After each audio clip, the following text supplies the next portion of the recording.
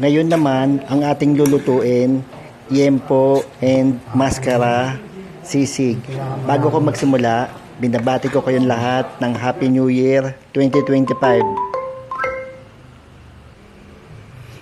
Ito ang unang gagawin natin, yung yempo at mascara.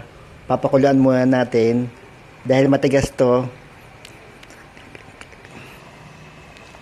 Pagkatapos natin pakuluan, lagyan mo natin ng asin tsaka paminta.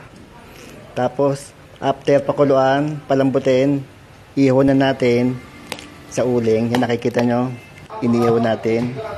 Tapos after ihaw, tadtarin natin.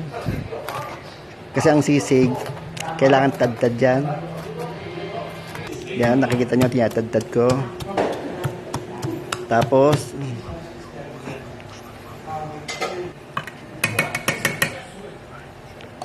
lagyan lang natin ng sibuyas. Yan. Tapos paminta, iodize. Tapos seasoning mix. Toyo, konti. Tapos bawang, sibuyas. Tapos i-mix natin dito. Tapos ito na, lagyan natin ng mayonnaise. Yan. Nakikita nyo, nilagyan ko ng mayonnaise. Tapos, after, mimix natin to. Yan. Mimix natin.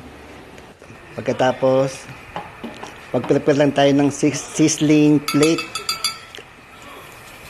Lagyan natin ng butter.